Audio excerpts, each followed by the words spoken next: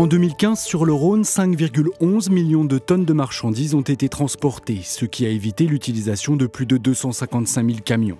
Dans le même temps, les 28 paquebots de croisière qui circulent sur le fleuve ont transporté 203 300 passagers.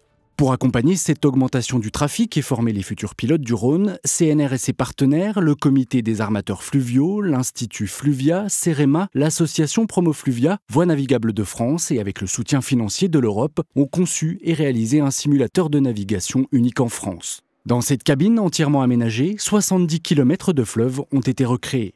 Depuis plusieurs années, nous assistons à une progression continue du trafic fluvial dans toutes ses composantes. L'objectif de ce simulateur est de former à une conduite plus rationnelle, mieux maîtrisée. Il s'agit de réduire le nombre d'accidents, de faire des économies d'énergie et puis enfin des gains en termes d'usure de matériel.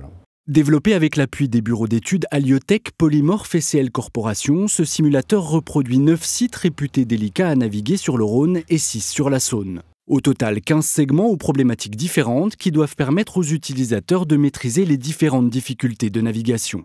Ces tronçons ont été modélisés parce qu'ils nous semblent, et le sont pour les pilotes, délicats. C'est-à-dire qu'on se trouve dans des portions qui sont souvent en courbe, en virage, où il y a beaucoup de ponts, donc des passages sous arches compliqués. Il est possible de complètement créer un scénario. On va choisir le débit qu'on souhaite, on va choisir la période de la journée, mais également les conditions climatiques. Donc il y a différentes choses qu'on choisit et qu'on lance. C'est bon, on peut y aller. Ok, reçu. Autre particularité qui en fait l'un des simulateurs les plus performants en Europe, il permet de conduire 5 types de bateaux différents, chargés ou vides selon la simulation souhaitée. Au total, le nombre de scénarios possibles est donc infini et pour les pilotes, même les plus expérimentés, l'expérience est impressionnante. Je trouve que c'est un super bon rendu des différents parcours.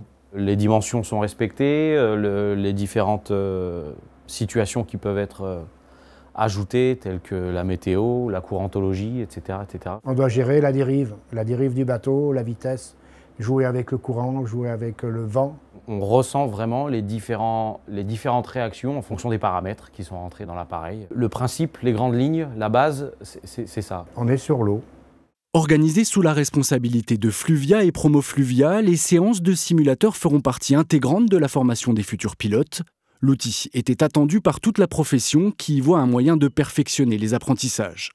Pendant quelques années, je pense qu'il y a des gens qui n'ont pas amené de bateau, qui n'ont pas fait de développement sur le Rhône parce qu'il n'y avait pas assez de capitaines. Ça, c'est une évidence. Le simulateur, on pourrait imaginer que les gens viennent pour apprendre ces passages dans leur environnement, pour en fait leur faire gagner en expérience.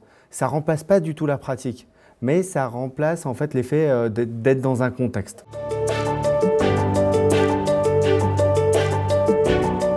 À terme, le simulateur permettra de former 25 nouveaux pilotes chaque année d'ici 2020. Les premières formations commenceront au premier semestre 2016.